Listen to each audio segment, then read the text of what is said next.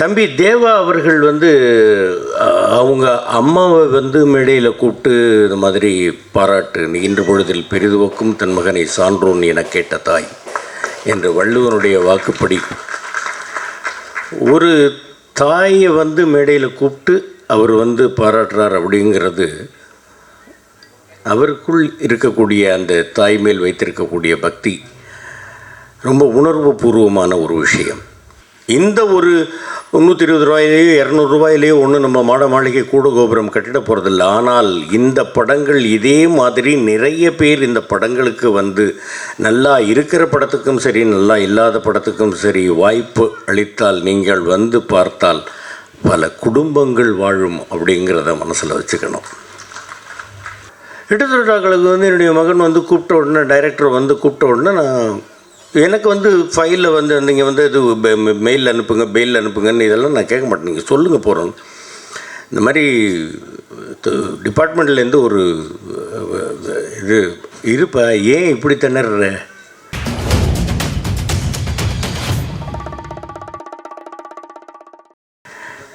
மேடையில் வீட்டிருக்கக்கூடிய அனைவருக்கும், வந்திருக்கக்கூடிய அனைவருக்கும், பத்திரிகை ஊடகத்துறை நண்பர்கள் அனைவருக்கும் என்னுடைய பணிவான வணக்கங்கள், வாழ்த்துக்கள். முதல்ல டைரக்டர் சாருக்கு ஒரு பெரிய ஒரு வாழ்த்து சொல்லணும், பாராட்டு சொல்லணும். 23 நாட்களில் இந்த படத்தை முடிச்சிருக்கிறார் அப்படின்னு சொல்கிறாங்க. அது எப்படின்னு கேட்டிங்கன்னாக்க ஒரு தயாரிப்பாளர் எந்த அளவுக்கு ஒரு மகிழ்ச்சி அடைந்திருப்பாரோ அதே மகிழ்ச்சியை நானும் அடைகிறேன். ஏன்னா ஒரு படம் எடுக்கிறது எவ்வளவு கஷ்டம் அப்படிங்கிறது தெரியும்.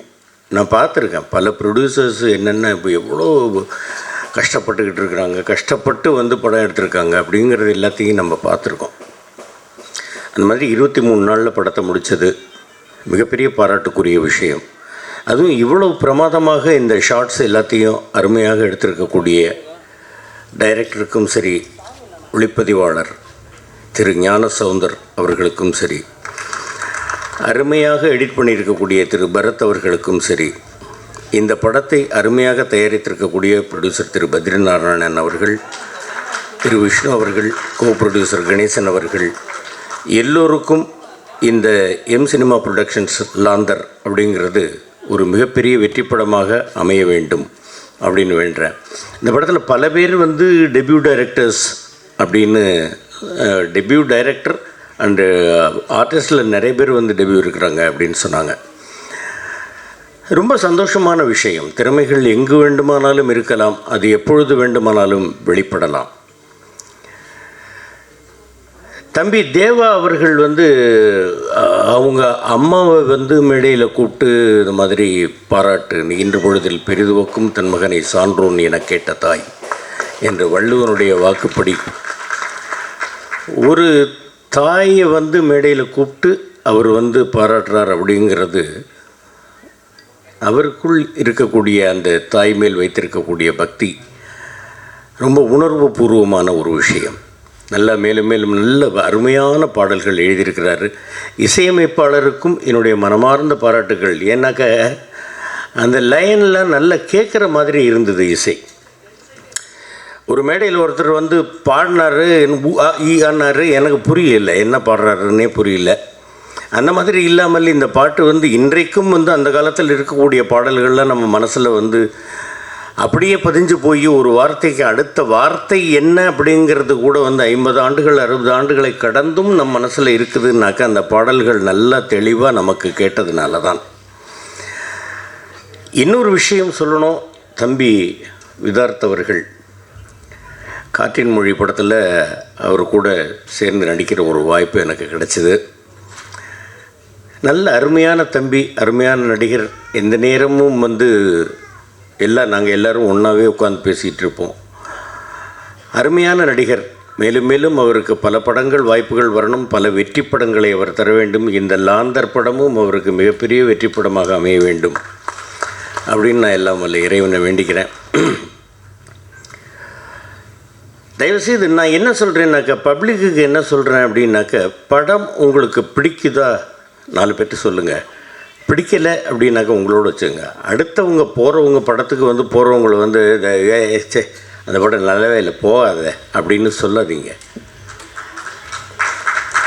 ஏன்னா ஒரு படம் எடுப்பதற்கு எவ்வளவு பேர் உழைக்கிறார்கள், எவ்வளவு பேர் கஷ்டப்படுகிறார்கள் அப்படிங்கிறது எல்லாத்தையும் தெரிஞ்சுக்கணும். எவ்வளவோ பேர் வந்து படப்பிடிப்பிலேயே வந்து விபத்துக்கள் ஏற்பட்டு இறந்து போயிருக்கிறாங்க.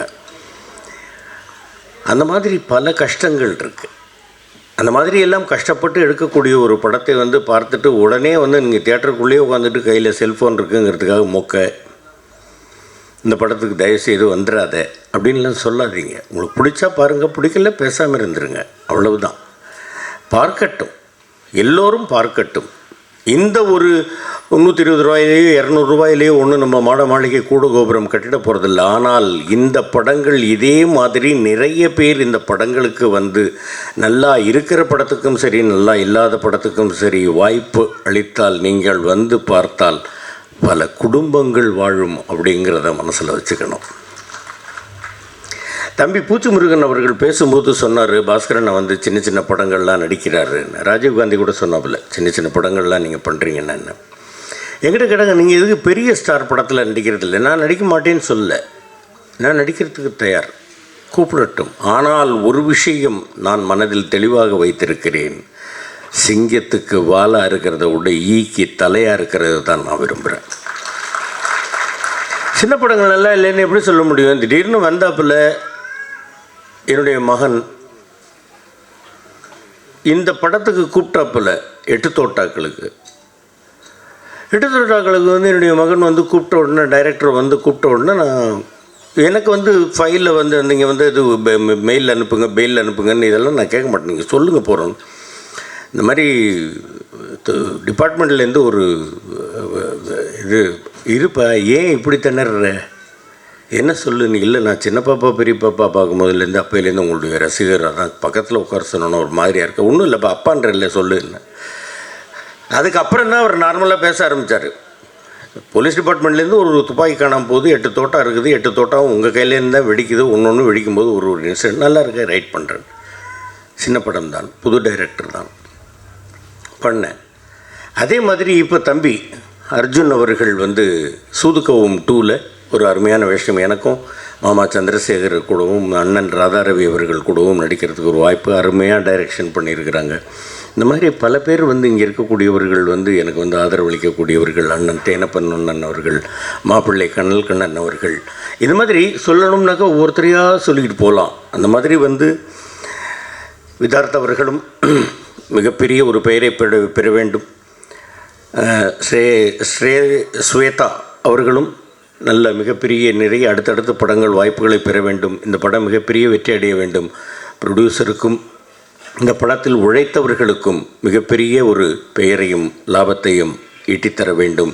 அடுத்தடுத்து அவர்கள் படம் எடுக்க வேண்டும். எல்லா படங்களும் வெற்றி படமாக அமைய வேண்டும் அப்படின்னு எல்லாம் வல்ல இறைவனை வேண்டிக்கிறேன். உங்கள் எல்லாருக்கும் அருமையான வாழ்க்கையை ஆண்டவன் தர வேண்டும்னு கேட்டுக்கிறேன். நன்றி, வணக்கம். மிக்க நன்றி சார்.